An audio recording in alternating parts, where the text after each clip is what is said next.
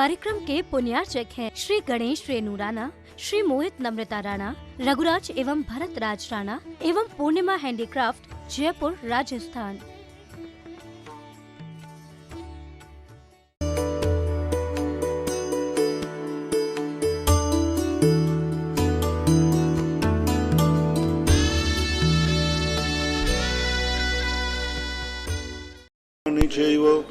पंचाशदष्टौ च सहस्रसंख्यमेतत्सुतं पंचपदं नमामि।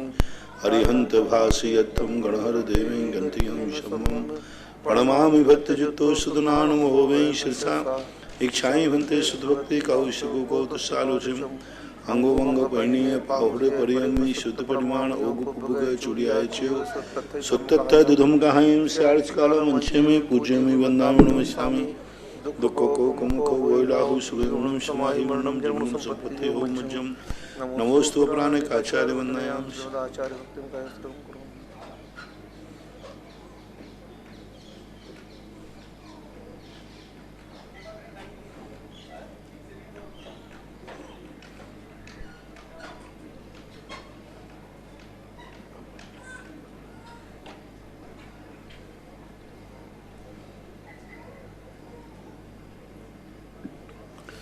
श्रुत जलधिपारिकेभ्यः शुभर्मते भावना पटुमतेभ्यः सुचरित तपोनिधेभ्यो नमो गुरुभ्यो गुणगुरुभ्यः।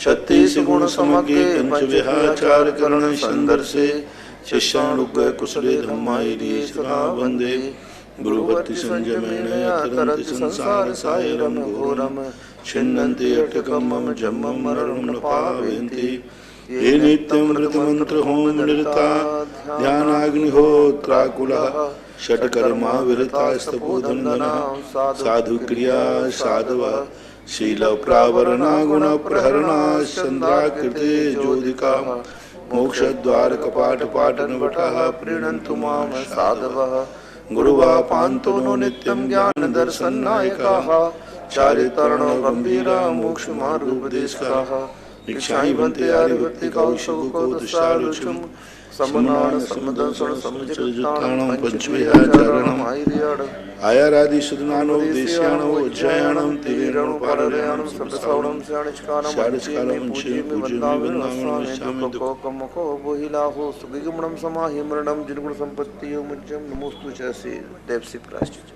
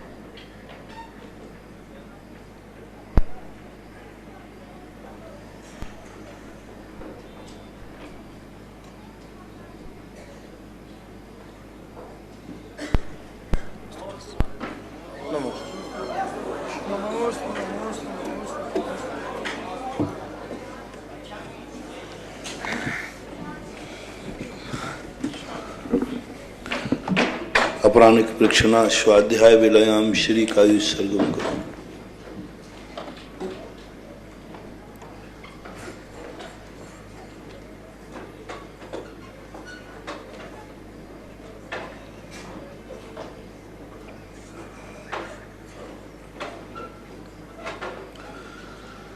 नमो अरिहन्ताणं नमो सिद्धाणं नमो आयर्याणं नमो वज्रायाणं नमो लोये सव्यसाहूणम्। पंच परमेष्टि भगवान की जय। आचार्य श्री गुरुवर कुंद कुंद महाराज की जय। आचार्य श्री गुरुवर विद्यासागर जी महाराज की जय। परम पूज्य मुनिवर श्री सुधा सागर जी महाराज की जय। समस्त मुनि संघ की जय। निर्मला जी जैन बड़ौत गुरुवर नमोस्तु। महाराज जी, कुछ लोग ये कहते हैं कि धर्म आदि की जो पूजन अभिषेक की क्रिया करती है जड़ की क्रिया है, और व्रत आदि भी कोई जरूरी नहीं है, और वर्तमान में मुनि का स्वरूप भी जो देखा जाता है वह सही नहीं है। तो महाराज जी, ऐसे लोगों को ऐसा कहने पर कैसा बंद होगा? क्या ये बात सही है या इसमें कुछ? आज जो व्रत आदि को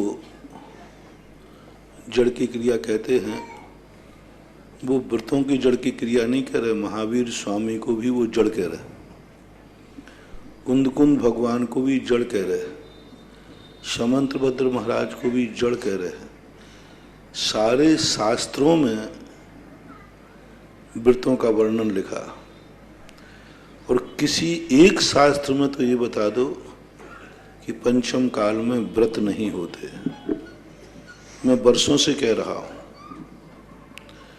जो ये लोग कहते हैं पंचम काल में व्रत सही नहीं फलते हैं, व्रत नहीं, तो एक किसी आगम में तो बता दो, आचार्य की वाणी में कहीं भी, कुंद कुंद स्वामी आदि कोई भी आचार्य स्वयं पंचम काल में जो स्वयं कहीं भी एक भी स्थान पर कि पंचम काल में व्रत नहीं होते, प्रतिमाएं नहीं फलती, मुनि व्रत नहीं फलता।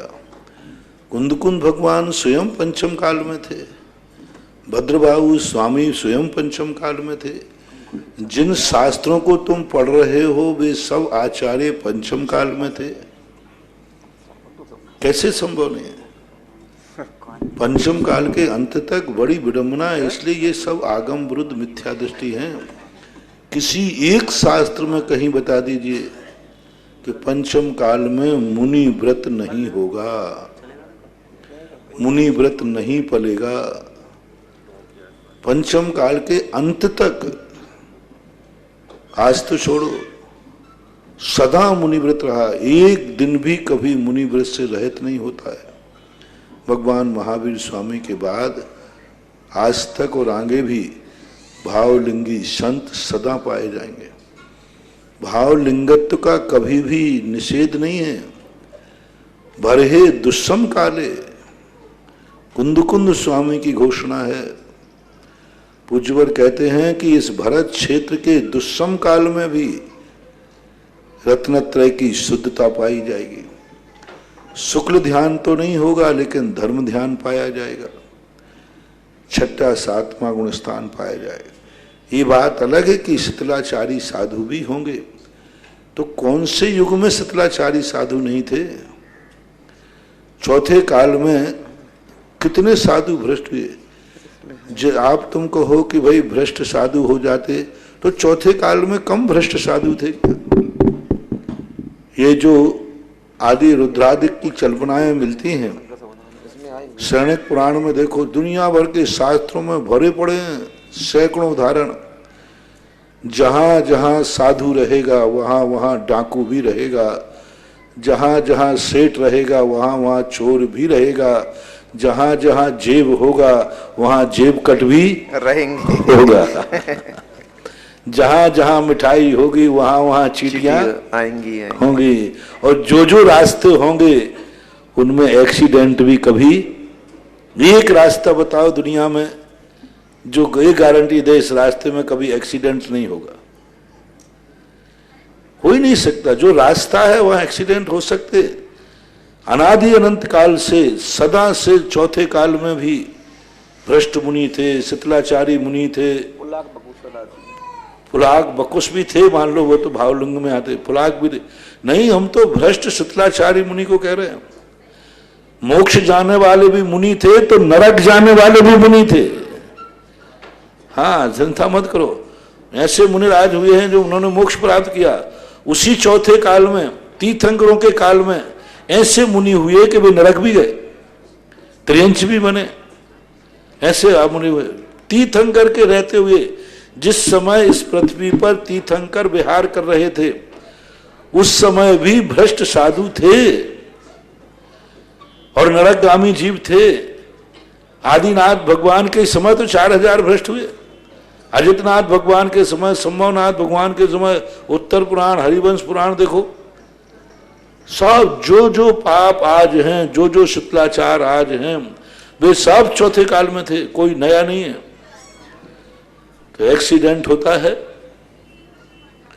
लेकिन एक्सीडेंट हो जाने से कोई रास्ता बंद नहीं करता। किसी रास्ते में एक्सीडेंट हो जाए किसी का, तो फिर क्या उस रास्ते पे गाड़ियां चलना बंद हो जाती हैं? अरे एक्सीडेंट को साइड में करो, आगे बढ़ो। अरे उन भ्रष्ट मुनियों की लिस्ट क्यों रखते हो? अच्छे मुनियों की लिस्ट रखो ना। समझ में नहीं आता मुझे। अरे एक्सीडेंट गाड़ी को तुम लिस्ट रख रहे हो, अरे वहां एक्सीडेंट हो गया। अरे दिन भर में 1000 गाड़ी सकुशल भी तो निकली है। यानी तुम्हारे पास अच्छे आदमियों की लिस्ट ही नहीं है।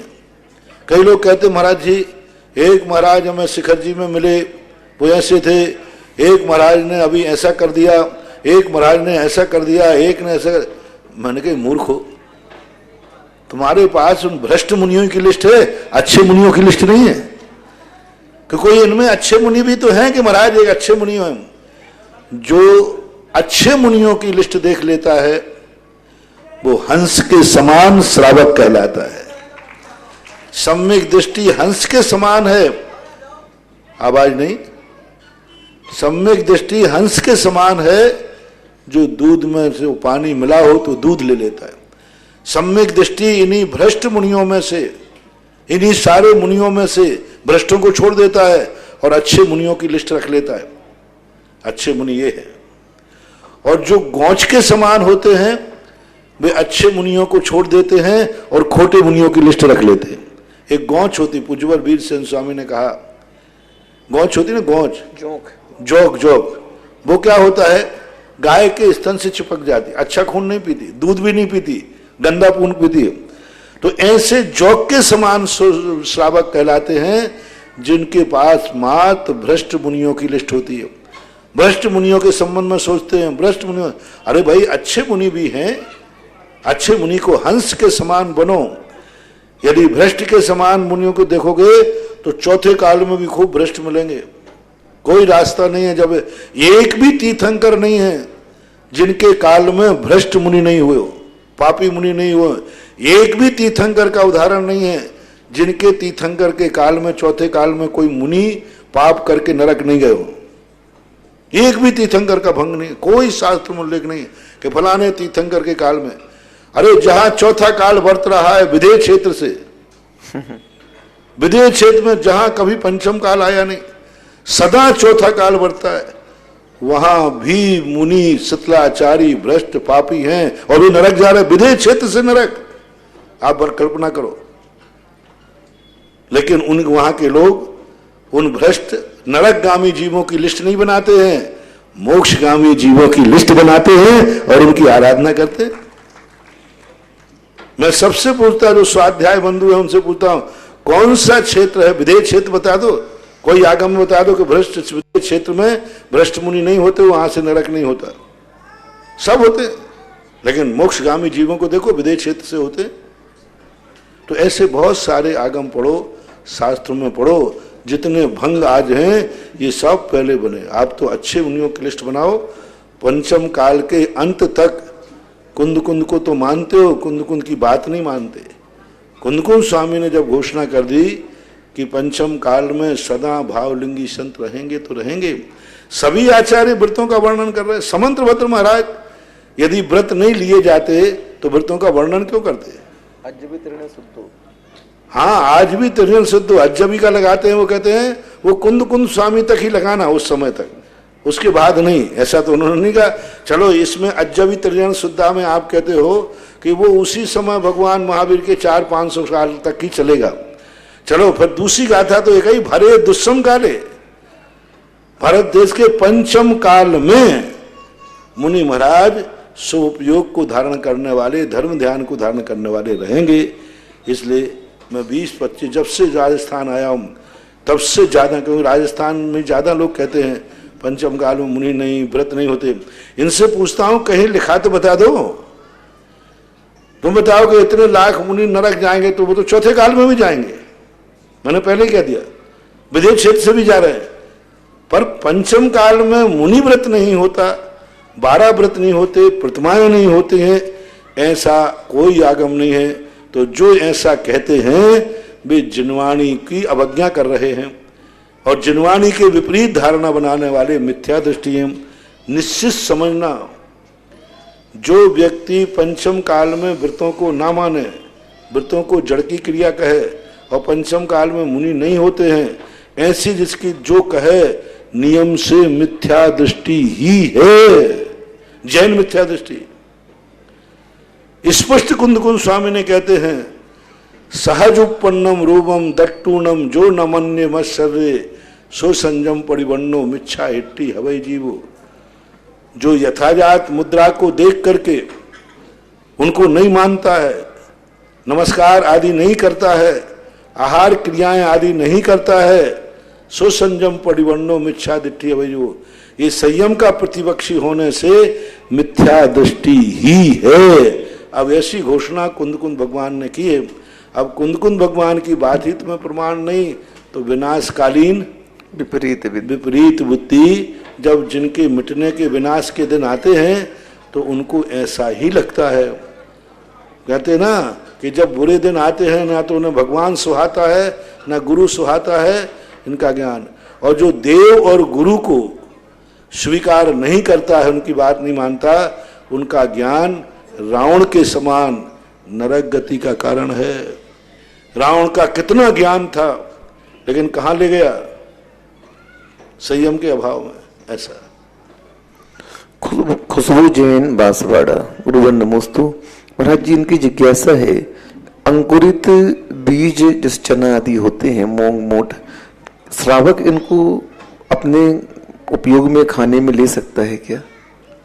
मैं उसकी अनुमोदना नहीं कर सकता, क्योंकि नियम से वो सप्रतिष्ठित है। कोई भी वनस्पति जब अंकुर रूप में होती है तो अनंत निगोदिया जीव उसमें पाए जाते हैं और वो सप्रतिष्ठित ही कहलाती है। इसलिए मैं उसका समर्थन नहीं कर सकता, नहीं लेना चाहिए, नहीं करना चाहिए। महाराज जी, फिर भी मैं निषेध इसलिए नहीं करता हूं कि डॉक्टर कोई अंडे बतावे, कोई अभक्ष औषधि बचावे, तो उसकी अपेक्षा से वही वाली बात है कि महाराज अंडा खाएं या आलू, दो में से एक जरूर खाना है। अब आप आलू नहीं खाने दोगे तो अंडा खाऊंगा और अंडा नहीं खाऊंगा तो आलू खाऊंगा। अब मैं क्या कहूं बोलो? शास्त्र में दोनों पक्ष हैं, तो मैं आलू की छूट तो नहीं दे सकूंगा, लेकिन इतना जरूर कहूंगा अंडा तो तुझे खाना ही नहीं है, तो स्पष्ट कहो आलू खाऊं। अब वो भी सामने वाला चालाक है, बोले जितने जोर से आप बोल रहे हो कि अंडे नहीं खाना, तो सीधा कह दो ना कि आलू खा लो। नहीं, ये तो मैं नहीं बोलूंगा। इतना तो जरूर कहना अंडा तो किसी भी हालत में नहीं खाना।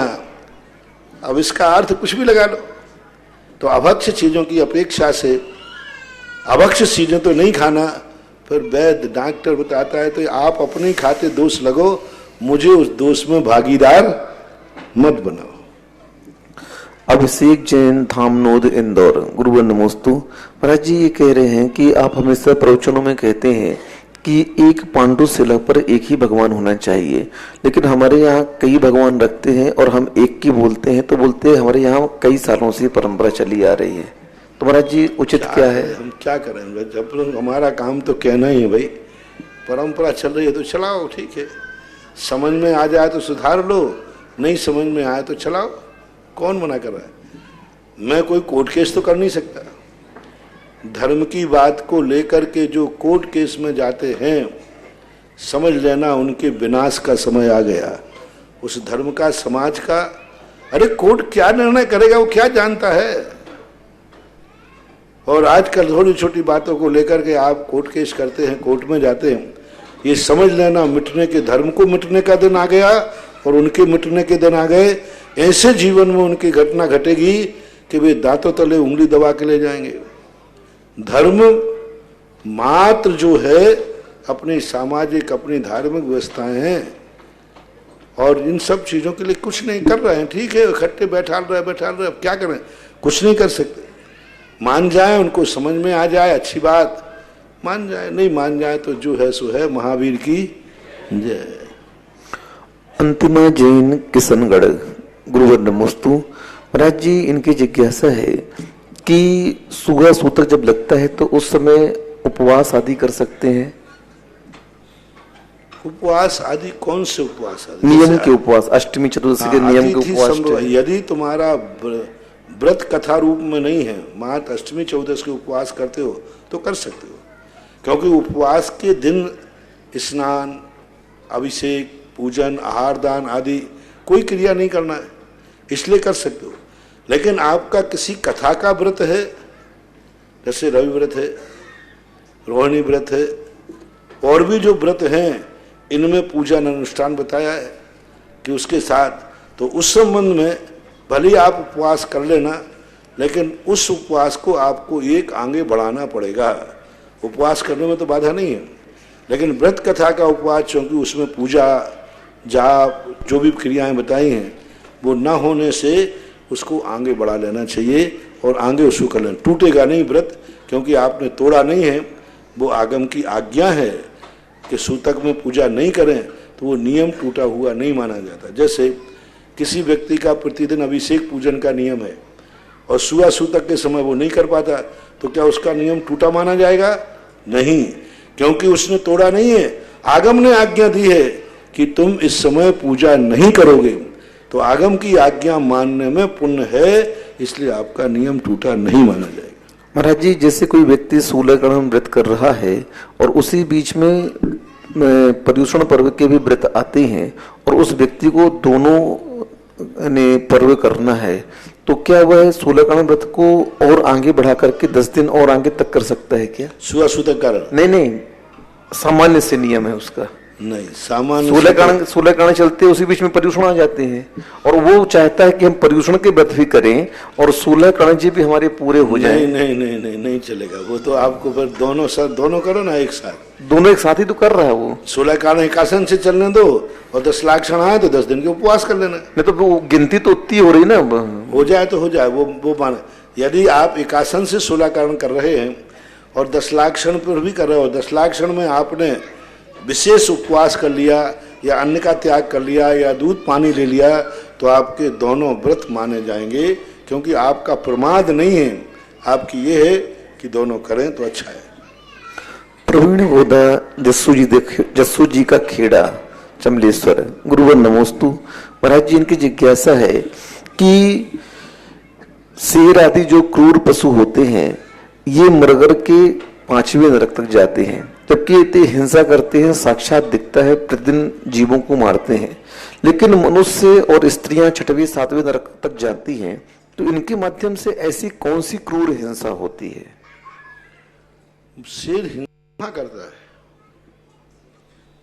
शेर हिंसा तो करता नहीं, भोजन करता है। भोजन में ही तो हिंसा हो जाती है उसके माध्यम से। नहीं, मर्डर करने में भोजन करने में अंतर है। शेर जो है उसको कभी मारने का भाव नहीं आता, पेट भरा हुआ होता वो नहीं मारता, लेकिन स्त्री पुरुष तो मर्डर करते हैं। वो तो सामने वाले को दुख पहुंचाते हैं, उसकी जिंदगी का नाश करते हैं। शेर दूसरे की जिंदगी का नाश करने का भाव नहीं है उसका, अपनी जिंदगी को बचाने का भाव है, अपनी वेदना को दूर करने का भाव है, उसको मिटाने का भाव नहीं है। लेकिन स्त्री पुरुष जो हैं ये जो करते हैं दूसरे को मिटाने का भाव करते, स्वयं को कोई लेना देना नहीं, कोई लाभ नहीं मिलेगा। तो ये ऐसी भावात्मक हिंसा करते हैं जिसमें इनका इंटेंशन होता है मैं इसको दुख दूं, इसका घर उजड़ जाए, इसकी जिंदगी खत्म हो जाए, इसका जीवन बर्बाद हो जाए, मुझे कुछ लाभ नहीं है। शेर तो मार करके कम से कम पेट भरता है, मनुष्य किसी को मार करके क्या भरता है? मार करके लाश छोड़ देता है, कोई मतलब ही नहीं। यानी उसकी जिंदगी मिटा दी, तुम्हें कुछ मिला नहीं। तो उसकी अपेक्षा से व्यक्ति जो भावात्मक कसाय है, वो शेर की भावात्मक कसाय नहीं होती, बल्कि उसकी द्रव्यात्मक हिंसा है। भावात्मक तो उसका पेट भरना है। भाव में पेट भर रहा है, द्रव्य में हिंसा हो रही है। लेकिन मनुष्य आदि द्रव्य भी हिंसा कर रहा है और भाव हिंसा भी हो रही है। अमित जैन, जमूरिया, नसीराबाद। गुरुवर नमोस्तु। महाराज जी कह रहे हैं कि आपने एक दिन ध्वजा के रंग के बारे में विस्तार से बताया, लेकिन महाराज जी अगर ध्वजा की परछाई और शिखर की परछाई घर पर पड़ रही है तो इसका दुष्प्रभाव क्या होगा? शास्त्रों में इतने लिखा है कि ठीक नहीं है बस। फिर भी यदि बीच में रास्ता है या बीच में कोई इबारत है तो फिर उसका प्रभाव कम हो जाता है। बस क्या प्रभाव है ये तो अलग से विस्तार नहीं, दोष बताया। सौरव जैन, अजमेर। गुरुवर नमोस्तु। महाराज जी इनकी शंका ये है, जिज्ञासा ये है कि आपने जो विवाह की चक्रवर्ती विधि बताई, आज समाज में बहुत लोग इसे अच्छा कह रहे हैं और कई लोग इसे बुरा भी कह रहे हैं कि ऐसे बीतरागी प्रभु के सामने ये संसार के कार्य, ये फेरे आदि नहीं करना चाहिए। तो महाराज जी इसमें क्या करें? बीतरागी प्रभु के यहाँ संसार का कार्य नहीं कर रहे हैं, यही तो उनका सोच गलत है। मैं संसार में फंस नहीं जाऊं इसलिए भगवान के सामने कर रहे हैं कि ये संसार के कीचड़ में मैं जा रहा हूं, भगवान के सामने बंधन करूंगा तो मैं एक दूसरे का मर्डर नहीं करूंगा, एक दूसरे को तलाक नहीं दूंगा, एक दूसरे की जिंदगी बर्बाद नहीं करूंगा, क्योंकि भगवान की साक्षी में कर रहे हैं। क्योंकि जिंदगी एक ऐसे मोड़ पर है जहां दोनों अपरिचित हैं, दोनों एक दूसरे के प्रति कुछ भी कर सकते हैं। तो भगवान की साक्षी में करने का अर्थ है कि ये बड़ा गलत है। फिर आप जब ये संसार का कार्य है तो आप लोग बारातों में जाते क्यों हो अनुमोदना करने? आप लोग भी क्यों जाते बारातों में? क्यों? उनकी शादी होने दो, तुम क्यों अनुमोदना करते हो? नहीं, इसलिए जाना जरूरी है कि कल के दिन दोनों मुकर जाए कि हमने शादी नहीं की, हमने नहीं की, तो पूरी समाज साक्षी है कि समाज के सामने तुमने शादी की थी। एक व्यक्ति ने कहा, महाराज जी क्या आप हमारी गाड़ी को आशीर्वाद देंगे? मैंने कहा बिल्कुल नहीं देंगे, बिल्कुल नहीं देंगे, किसी भी हालत में नहीं देंगे। हमें गाड़ी को आशीर्वाद क्यों दो? मेरा त्याग है। उसने बहुत कहा, महाराज जी देखो थोड़ा दे दो। मैंने कहा नहीं दूंगा। इतने में एक भगत आया, वो भी भगत था। उसने कहा, महाराज जी आपको मालूम है कि मैं बहुत अहिंसक हूँ, हिंसा नहीं करता हूँ, बस मुझे एक आशीर्वाद दे दो, इस गाड़ी से किसी जीव की हिंसा ना हो। इस गाड़ी से किसी जीव की हिंसा ना हो। तो मैंने आशीर्वाद दे दिया। वो कहता, महाराज जी आप भी पक्षपात करते हो। मैं इतना गिड़गिड़ाया तो आपने कहा नहीं दूंगा, और उसने कुछ नहीं कहा तो तुमने देखा क्या बात है? मैंने कहा भैया मैंने गाड़ी को आशीर्वाद नहीं दिया, मैंने ये दिया है इस गाड़ी से किसी जीव की हिंसा ना हो, ये आशीर्वाद दिया है। अब बोलो दोनों में बताओ, उसमें गाड़ी को देता मैं आशीर्वाद तो जितने जीव मरते उस सब का छठा भाग मेरे खाते लिखा जाता है। महाराज ने आशीर्वाद दिया। और इसमें कहा कि हाँ मैंने किस लिए दिया? इस गाड़ी से किसी जीव का। अच्छा वो भी मेरे से आशीर्वाद क्यों ले रहा था? महाराज जी गाड़ी का एक्सीडेंट नहीं हो, मेरी मौत यही था ना, वो बात यहां थी। उसमें तुम अकेली मौत बचा रहे थे, इसमें जोड़ दो महाराज किसी जीव की हिंसा ना हो, आशीर्वाद। जैसे गाड़ी को मैं आशीर्वाद नहीं दे सकता हूं, शादी मंदिर में नहीं हो सकती, पक्का है। सुन रहे हो ना? मैं इस गाड़ी को आशीर्वाद नहीं दे सकता, लेकिन इस गाड़ी से किसी को हिंसा ना हो ये दोनों हाथ से आशीर्वाद दे सकता हूं। मैं शादी का आशीर्वाद नहीं दे सकता, बिल्कुल नहीं दूंगा, आप लेना भी मत। लेकिन आप दोनों को महाराज जी हम गृहस्थी की कीचड़ में फंस रहे हैं, ऐसा आशीर्वाद दो कि हम दोनों का धर्म ध्यान चलता रहे, एक दूसरे का विनाश नहीं करें। दोनों हाथ से आशीर्वाद। ऐसे ही वहां मंदिर में शादी नहीं की जा रही है, ये इसलिए मंदिर में की जा रही है सिद्ध भगवान की साक्षी में, जिससे कि हम दोनों एक दूसरे के लिए दुख के कारण न बने, एक दूसरे का शोषण न करें, एक दूसरे की जिंदगी बर्बाद न करें। इसलिए भगवान की साक्षी में लिया। और आगम में जब कहा है, शास्त्रों में जब स्पष्ट उल्लेख किया, सिद्ध भगवान अरहंत भगवान की प्रतिमा के सामने साक्षी में पानी ग्रहण करना चाहिए, 2 बार जयसेन स्वामी ने लिखा है, तो फिर तुम्हें ज्यादा दिमाग नहीं लगाना। आप समझो, जो मंदिरों में शादियां हो रही हैं, इसमें कितने पाप बच रहे हैं, कितना पाप कल्पना करो। यदि वही शादी यदि धर्मशाला में होती है, रात्रि में लाइटें जलती, कितनी हिंसा, रात्रि भोजन होते हैं, कितनी हिंसा, शराब की बोतलें खुलेंगी, कितना पाप।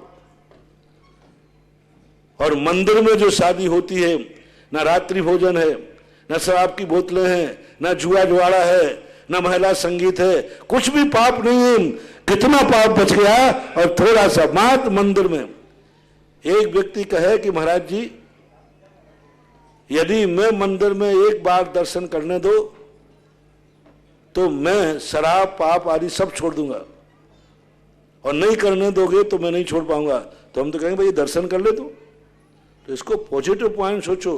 जितने लोग आज शादियां कर रहे हैं, चक्रवर्ती शादी, देखो कितने पाप से बचे, उनकी शादियां जाके देखो। और जो घरों जो धर्मशालाओं में कर रहे, दुनिया में कर रहे, उनकी धर्मशालाओं के पाप देखो कितना हो रहा है, कितने अनर्थ हो रहे हैं आज शादियों में, आप खुद जानते हैं। इसलिए महानुभाव, आगम में जिस बात को लिखा है बहुत सोच समझ के लिखा है। देखो सही, मंदिर में शादी करने वाला महापुराण के अनुसार शादी के बाद 7 दिन का ब्रह्मचर्य व्रत लेता है। और जो मंदिरों में नहीं कर रहे हैं, वे शादी के बाद ब्रह्मचर्य क्या कहेंगे, वो मैंने कहा था ना, शादी के पहले ही दोनों निपट लाते हैं। हाँ, आज की प्री वेडिंग आदि क्या होता है। और मंदिरों में शादी करने वाले लोग कितने पाप से 7 दिन तक सिद्ध क्षेत्र की वंदना करते हैं। सावध लेसौ बहुपुण्य रासौ दोषाय नालम कणिका विशस्य। यदि अल्प कोई दोष है भी तो पुण्य कितना है, पाप से कितना बच गया वो। मान लीजिए है तो पूज्यवर समंत भद्र महाराज ने कहा सावध लेसौ बहुपुण्य रासौ, थोड़ा सा दोष लगेगा लेकिन पुण्य कितना होगा। यानी मंदिर में शादी करने से इतना बड़ा फायदा है। और धर्मशाला जो होटलों में शादी करते हैं, वे तो अपने आचरण की गर्दन कटवा रहे हैं।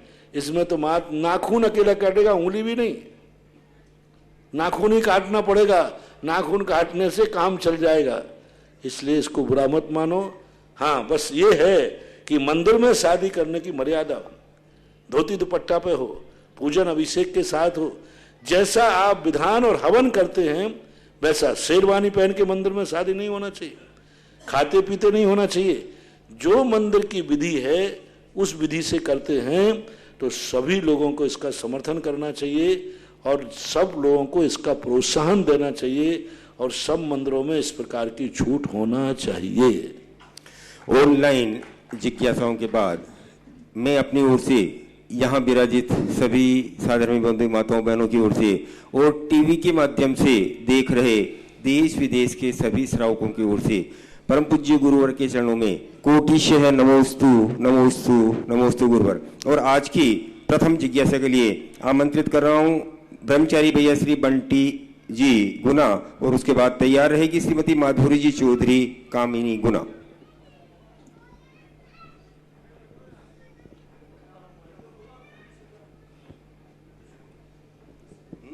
पूज्य मुनि श्री को नमोस्तु नमोस्तु नमोस्तु।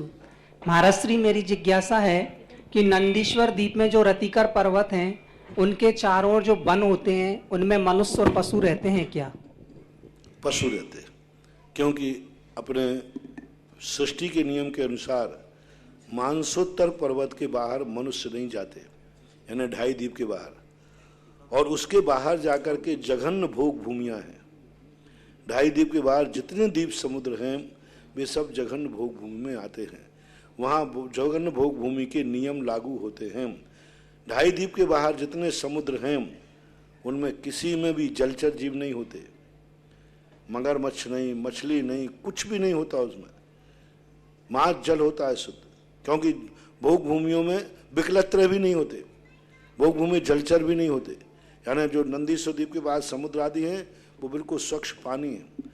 और त्रियंश जो होते हैं द्वीपों में होते हैं, प्रत्येक असंख्यात द्वीपों में त्रियंश भरे हुए हैं, जो त्रियंश भोग भूमि की व्यवस्था के अनुसार होते हैं। युगलिया जन्म लेते हैं, युगलिया ही मरते हैं, और उनकी उम्र लगभग पल्ल के रूप में, एक पल्ल के रूप में उनकी होती है। तो ऐसे रूप में, और वे 4 अंगुल की घास खाते हैं। तो मनुष्य तो नहीं होते हैं, लेकिन त्रियंश जितने भी होते, 2 प्रकार के त्रियंश होते हैं, थलचर और नभचर, ऐसे 2 त्रियंश होते हैं। नंदीश्वर द्वीप की बात चल रही है, तो परम पूज्य गुरुवर के आशीर्वाद से इस तपोदय तीर्थ क्षेत्र पर भी एक नंदीश्वर भव्य जिनालय बनाने का सौभाग्य हमें मिल रहा है, और महाराज श्री का मंगल आशीर्वाद हमें मिला हुआ है। उस भव्य नंदीश्वर द्वीप के 52 जिनालय बनाने में से एक जिनालय बनाने का जो भी सौभाग्यशाली पुण्य प्राप्त करना चाहें, अपने अपने नाम यहाँ दे सकते हैं। उस नंदीश्वर जिनालय में एक जिनालय पूरा आपके परिवार के नाम से, जिसमें वेदी भी आपकी, शिखर भी आपका और श्री जी भी आपके, और अतिशयकारी और पूरा पत्थर की घड़ई से युक्त मंदिर बनेगा, भव्य जिनालय बनेगा। तो जिन लोगों की भावनाएं हो, अपनी अपनी भावनाएं यहाँ प्रेषित करें, और जिसकी न्योछावर राशि रखी गई है एक जिनालय की मात्र 25 कलश के माध्यम से एक जिनालय यहाँ बनने वाला है, और परम पूज्य गुरुदेव का आशीर्वाद हमें प्राप्त हो चुका है। तो जिन लोगों की भावनाएं हो, अपनी अपनी भावनाएं जल्दी व्यक्त करेंगे, और उस जिनालय के लिए राशि देने की कोई बाध्यता नहीं है। आप अपनी सुविधा के अनुसार से 5 से 7 वर्ष तक वो राशि यहाँ जमा करा सकते हैं। जैसे जैसे मंदिर का काम चलेगा, आप अपनी अपनी राशि अपनी सुविधा के अनुसार यहाँ जमा करा सकते हैं। तो सभी लोग अपनी अपनी भावनाएं बनाएं, और अपने परिवार के नाम से एक जिनालय जरूर स्थापित करें, क्योंकि वो ऐसा जिनालय बनेगा जो युगों युगों तक आपके परिवार के नाम को जीवित रखेगा। जिस तरह 850-900 वर्ष पहले लोलार्क सेठ ने ये तीर्थ क्षेत्र बनाया था, और आज भी उस सेठ का नाम यहाँ बहुत श्रद्धा से लिया जाता है। जब भी आपके यहाँ कोई भी धार्मिक कार्य हो, सबसे पहले तो स्वयं को करना चाहिए। यदि धर्म का कार्य है, पुण्य का, तो मेरा तो कहना है कि ये बिजौलिया तीर्थ क्षेत्र, तपोदय तीर्थ क्षेत्र है, और यहाँ पर मंदिर तो अब ज़्यादा बनना नहीं है, कोई ज़्यादा बड़ा स्थान नहीं है। बस मुझे दिखता है कि एक आधी मंदिर और ऐसे कोई सहस्रकूट वगैरह छोटे छोटे मंदिर, बड़ा मंदिर तो बस आखिरी बन रहा है। तो इस सबसे पहले तो इसमें बिजौलिया के ग्रामवासियों को होड़ लगाना चाहिए, क्योंकि बिजौलिया में रह करके तुम अपनी आजीविका कमाइए, लाखों करोड़ों कमाए होंगे, इधर उधर किए होंगे।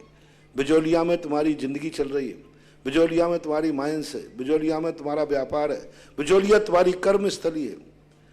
तो कम से कम जब तुमने बिजौलिया में कर्मस्थली बनाई है, तो कम से कम एक जिनालय बना करके मरना, क्योंकि ये सबसे बड़ा कर्जा होता है। मैं सदा कहता हूं, जिस भूमि पर कोई रहता है गांव में, उसको एक मंदिर अथवा मंदिर में एक मूर्ति अथवा वेदी, कुछ ना कुछ मंदिर का कार्य करना चाहिए। अन्यथा यह पृथ्वी तुम्हें दूसरी बार दाने दाने को तरसा देगी, क्योंकि तुमने यहां पाप तो किया, पापों के लिए धन कमाया, संसार बसाया, और धर्म के लिए नहीं है। यानी बिजौलिया में जितने लोगों के मकान हैं, उतने लोगों के मंदिर यहां होना चाहिए। हाँ, मकान नहीं है जिनका, उनकी बात नहीं कह रहा हूं। सबसे पहला मेरा तो हमेशा कहना है, और मैं तो अपने भक्तों से सबसे पहले कहता हूं, जब भी धर्म का कोई घोषणा हो, मेरी तो भावना होती है कि मेरे भक्त लोग सबसे पहले लेवे, क्योंकि मुझे मालूम है यही दान इनको इस जन्म में नहीं अगले जन्म में भी अमीर बनाएगा। क्योंकि ये सारी चीजें, इसलिए मेरा तो मानना होता है भक्त लोगों को, मेरे भक्त लोग सबसे आगे। इसलिए आप देखना जितने मेरे ओरिजिनल भक्त होते हैं वे सबसे ज्यादा दान देते पाए जाएंगे, सबसे ज्यादा। आचार्य श्री के हमारे भक्तों की सबसे बड़ी पहचान होगी कि वे जब भी दान देते हैं तो दान देते पाए जाएंगे। क्योंकि मैं प्रेरणा भी यही देता हूं, दान दोगे तो अमीर बनोगे, दान दोगे तो 2 पैसा मिलेगा, और यदि हैं कौड़ी कौड़ी माया जोड़ी बन गए लाख करोड़ी, दान करी ना खाई खर्ची आखिर को सब छोड़ी। इसलिए पहला निर्णय तो ये सबके पहला, बाहर वालों को मिलना ही नहीं चाहिए। ऐसा माहौल बनाओ बाहर वालों को मिलना ही चाहिए। हमारे तीर्थ क्षेत्र में जहां हमारा मकान है, जहां हमारे पूर्वज रहे, जहां हमारे वंशज हैं, जहां हमारे बच्चे रहना है, इस बिजोलिया के अंदर कम से कम एक मंदिर तो मेरा होगा, क्योंकि मैं बिजोलिया का हूं, क्योंकि मैं बिजोलिया में रहता हूं। तो पहली होड़ बिजोलिया वालों को होड़ लगाना चाहिए जब भी हो ऐसे कार्यों के लिए। फिर बिजोलिया वालों से यदि बच जाए तो जो बिजोलिया मंतिपोदा तीर्थ क्षेत्र में गांव आते हैं वोटों के लिए, वोटों के चुनाव होते हैं ना, जो कहते हैं हाँ बिजोलिया क्षेत्र हमारा मेवाड़ है, कितना क्या कहते हैं 30-40 गांव हैं, ऐसे बताते हैं। जो 30-40 गांव वाले जो मानते हैं कि बिजोलिया तपोदा तीर्थ क्षेत्र मेरा है और मेरा है, बस इनको होड़ लगा देना चाहिए। यानी ये नंदीश्वर जिनालय पूरे जो बिजोलिया क्षेत्र के गांव हैं उनसे बाहर जाना ही नहीं चाहिए, इनको छिटकी भी नहीं मिलना चाहिए बाहर लोगों को, चाहे भी तो नहीं मिलना चाहिए, रोक देना चाहिए, भैया रुकिए, क्षेत्र हमारा है, हम क्षेत्र की छाया में पलते हैं, हम क्षेत्र की छाया में कमा रहे हैं, इस भूमि में कमा रहे हैं, पहले मैं मंदिर बनाऊंगा, यदि बचेंगे तो आप लोगों को देखा जाएगा। और फिर यदि बच जाएं, पहले सबसे पहले किसको मौका मिलना है? बिजोलिया गांव, बिजोलिया, फिर किसको? प्रांत मेवाड़ के जो 40 गांव में लगते हैं, इसके बाद बचे तो राजस्थान वालों से मेरा कहना है, क्योंकि तुम्हारा इकलौता तीर्थ क्षेत्र है जहां भगवान का एक कल्याणक हुआ है, तो राजस्थान वाले पहले मीटिंग करें। नहीं, हमारे इकलौते क्षेत्र में जहां पारसनाथ का पंचाणक हुआ, हम राजस्थान वाले ही वहां एक मंदिर जरूर बनाएंगे, क्योंकि भगवान पारसनाथ का केवल ज्ञान हुआ है हमारे राजस्थान में, और हम राजस्थानी हैं। तो राजस्थान, जब राजस्थान से बचे तो फिर भारत वाले मीटिंग करें, भारत वाले घरों में मीटिंग करें, फिर करें। कौन सा नंबर हो गया? चौथा, पहला दूसरा तीसरा चौथे नंबर का, चौथे नंबर पर बच जाएं तो भारत वाले फिर विचार करें कि पारसनाथ तो हमारा भी प्यारा है, पारसनाथ तो हमें, फिर भारत वाले सोचे, फिर भारत वालों से बच जाए तो 5वें नंबर पर एनआरआई सोचे, एनआरआई, वो एनआरआई सोचे कि हम भी उस देश के हैं जिस देश में हमारा पारसनाथ हुआ, हम भी चौड़े पर बिजोलिया पारस तपोदय में मंदिर बनाएंगे। अब बिल्कुल उल्टा दिमाग चल रहा है, और तुम्हारा दिमाग क्या उल्टा? महाराज इसको थोड़ा उल्टा कर दो ना, उल्टा कर दो। पहला तो दो आप विदेशियों को, फिर दो भारत को, यानी विदेशी लोगों से बचे तो भारत वाले, भारत से बचे तो राजस्थान वाले, राजस्थान से बचे तो 40 गांव वाले, मेवाड़ वाले, और फिर बचे खुचे तो महाराज फिर एक आध बनियो। तुम्हारी जात हम जानते हैं, इसलिए बेटा तुम कभी भी दिन रात कमाते कमाते मर जाओगे, लेकिन कभी भी अमीरी की लिस्ट में नहीं आ पाओगे, क्योंकि तुम उल्टा सोचते हो कि पहले बाहर से आवे, और गुरु की बात मान जाओ, होड़ लगाओ, पहले मैं, पहले बिजोलिया वालों को मौका मिलना चाहिए, बचेगा तो देखेंगे बाद में। तो समझ लेना तुम्हारी ऐसी अमीरी आएगी कि आज तो नंदीश्वर का एक मंदिर बना रहे हो, कल पूरे नंदीश्वर बनाने की हिम्मत आ जाएगी। तो विचारधारा को बिल्कुल बदलना है, बात वही है। तुम 100 से 99 गिनते हो, 100 से 99, 98, ये विकास है कि घटना है? घटना। जल्दी बोलो ना। घटना।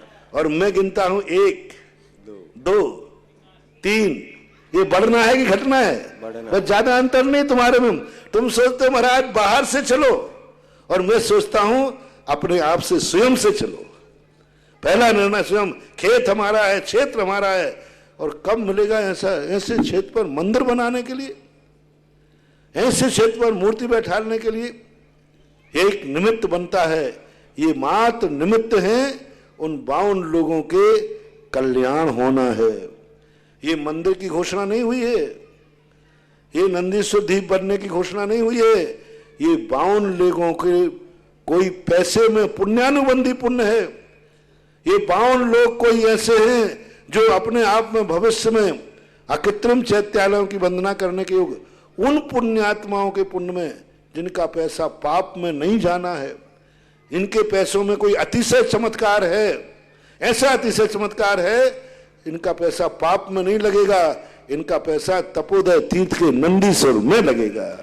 यानी जिनका पुण्यानुबंधी पुण्य का उदय होता है। हाँ, पैसा बोलता है, मैं नहीं बोलता हूं, ये भव्य जीवों का भाग्य बुलवाता है। भगी भागन बस जोगे बसाए, किसके पुण्य से बोल रहा हूं? नियम से दुनिया में कहीं ना कहीं 52 लोगों का पुण्य बुलवा रहा है मुझे। उनका पुण्य कहता है महाराज बोलो, तपोदय तीर्थ क्षेत्र में मैं बनाऊंगा। अब बिजोलिया गांव में कितने पुण्यात्मा जीव हैं जिनको गर्व हो के बिजोलिया के मंदिर में, जहां मेरा मकान है, जहां मेरे बाप दादे रहे, जहां मैंने कमाया, वहां मंदिर बनाने का मौका मिला है, तो एक मंदिर तो मैं बनाऊंगा। बस बंधुओं, ये विकासवाद है। बिजोलिया से मेवाड़, मेवाड़ से राजस्थान, राजस्थान से भारत, और भारत से एनआरआई।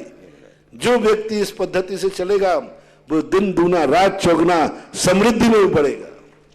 पहले मैं, बाद में नहीं। महाराज हम लोगों को बाद में लेना, जब बच्चे खुचे तो हम तो हैं ही, फिर आप प्राण मेरे ले लेना।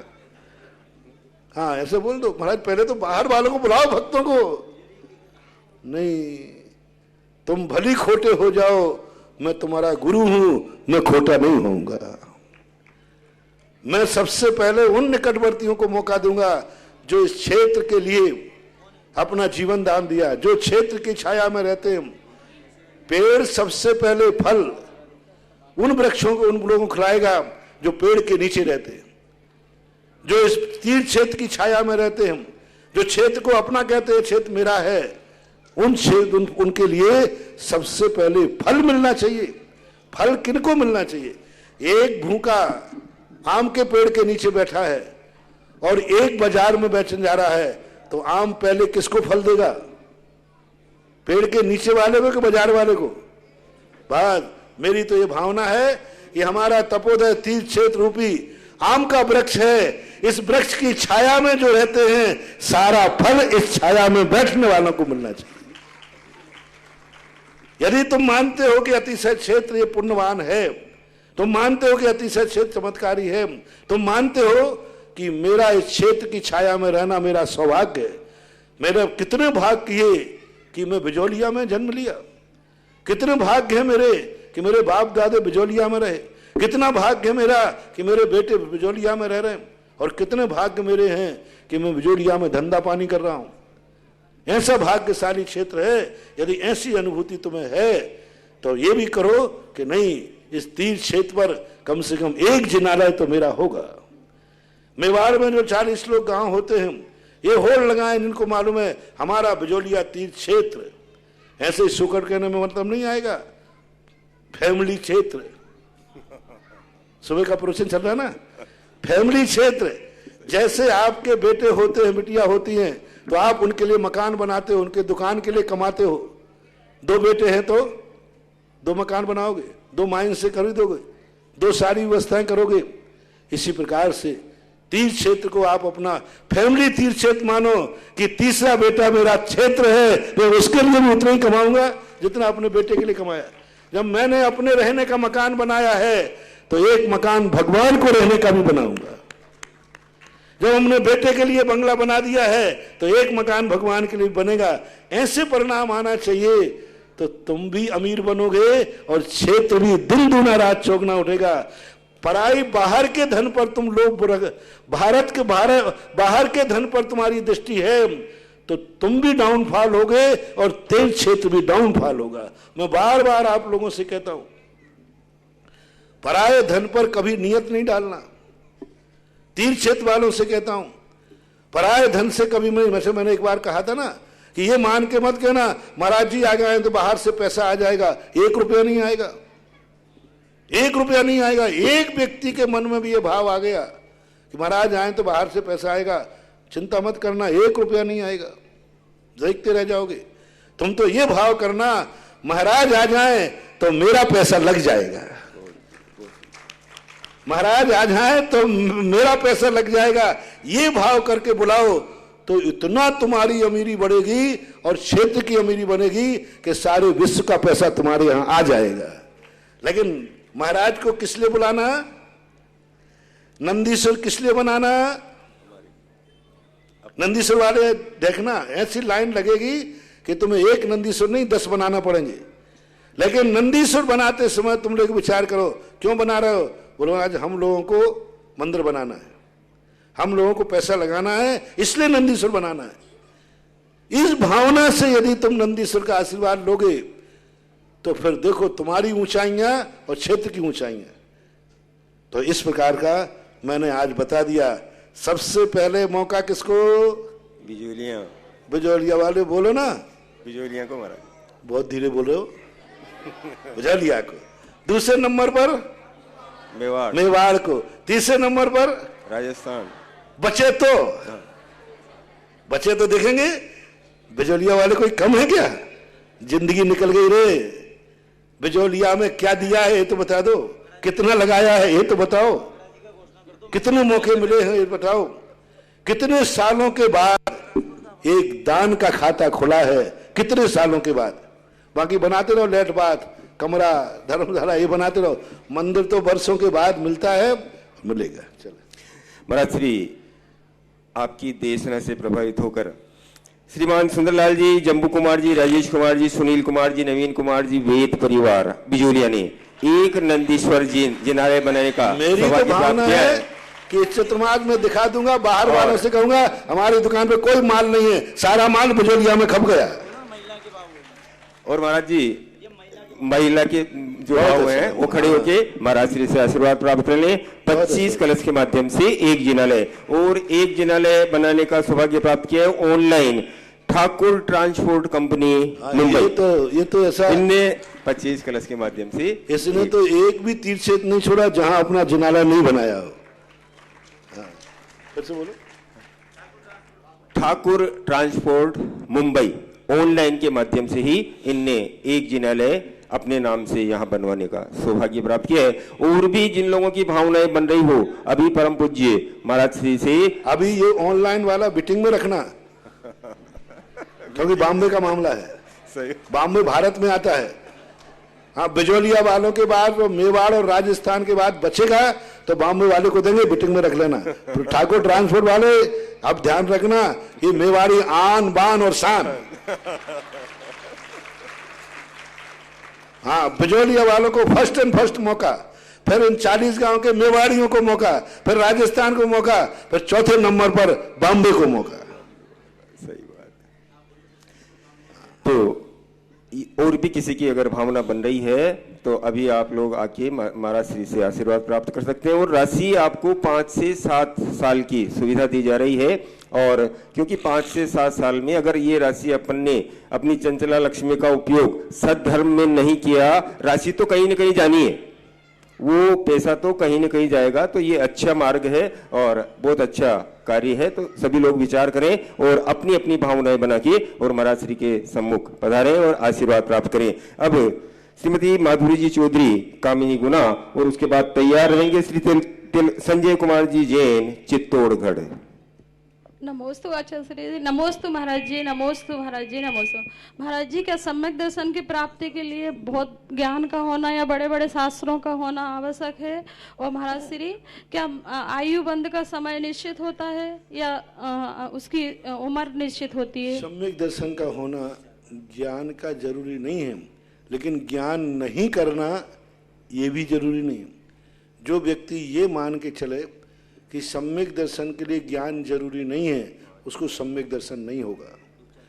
लेकिन सम्यक दर्शन के लिए ज्ञान जरूरी नहीं है, समझना।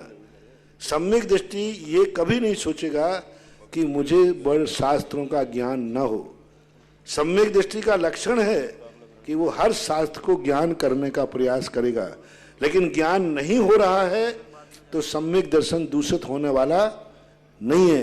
लेकिन प्रमाद जो कहे कि भाई हमें तो भाई शास्त्र को पढ़ना ही नहीं, क्योंकि महाराज जी ने कह दिया कि सम्यक दर्शन के लिए शास्त्र पढ़ना जरूरी नहीं है। नहीं, शास्त्र तो पढ़ना जरूरी है, लेकिन शास्त्र पढ़ने में नहीं आ रहा है, पढ़ना ही नहीं जानता है, संस्कृत हिंदी आती ही नहीं है, तो फिर सम्यक शास्त्र पढ़ना जरूरी नहीं।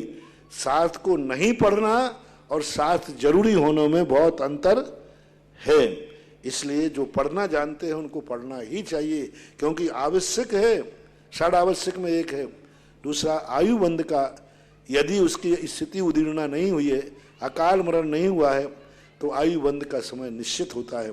लेकिन अकाल में मरण हो जाए, किसी कारणवश मरण हो जाए, हार्ट अटैक हो जाए या ब्रेन हेमरेज हो जाए, एक्सीडेंट हो जाए, कोई भी आगे घात हो जाए, तो फिर आयु बंध कभी भी हो सकता है। जब जब कोई दुर्घटना हो तब तब भी आयु का बंध हो सकता है। हमारे यह लोक और परलोक को सुधारने वाले, सोए हुए आत्माओं को जगाने वाले, नाम को उल्टा और सीधा दोनों ओर से सार्थक करने वाले, जन जन की कल्याण की कामना करने वाले, राजस्थान की धरती को तीर्थ स्थल बनाते बनाते स्वयं चलते फिरते तीर्थ मुनि पुंगव सुधा सागर जी महाराज, निर्यापक मुनि सुधा सागर जी महाराज को मेरा और हम सबका बारंबार नमोस्तु नमोस्तु नमोस्तु। गुरुदेव, कोई व्यक्ति को, किसी व्यक्ति को 6 महीने में या साल भर में अपने दादाजी के पास जाने का समय मिले और वो उनके पांव छुए और कोई नहीं छूने दे, तो गुरुदेव उसको कैसा पाप लगेगा और हमें कैसा पुण्य लगेगा। मेरे दादाजी आचार्य श्री ओम शांति, ओम समझ गया मैं। हाँ बोलो। मेरे दादाजी आचार्य श्री हैं। अच्छा, तो फिर आचार्य श्री को ही दादा बनाना, अब दूसरे दादा को दादा मत कहना, क्योंकि दादा एक ही होता है। बिल्कुल गुरुदेव, वही दादा है। और पिताजी सामने जो तुम्हारे घर के दादाजी है, फिर 2 दादा नहीं, एक म्यान में 2 तलवारें नहीं। गुरुदेव बिल्कुल जैसे मेरे दादाजी हैं ज्ञान सागर महाराज, तो दादा एक ही है, हमारे 2 दादा थोड़ी है। कल कुछ समस्या होती है। बड़ा आदमी जब पैर नहीं छुलाने देता है तो हमें ये देखना चाहिए कोई ना कोई हमारे में कमी है। बड़ा आदमी जब उनको दूर करता है तो या तो कमी है, और पैर नहीं छुलाने में ही तुम्हारा पुण्य है, कल्याण है, ये मान। इस कार्यक्रम के पुण्यार्चक थे श्री गणेश रेणु राणा, श्री मोहित नम्रता राणा, रघुराज एवं भरत राज राणा एवं पूर्णिमा हैंडीक्राफ्ट, जयपुर, राजस्थान।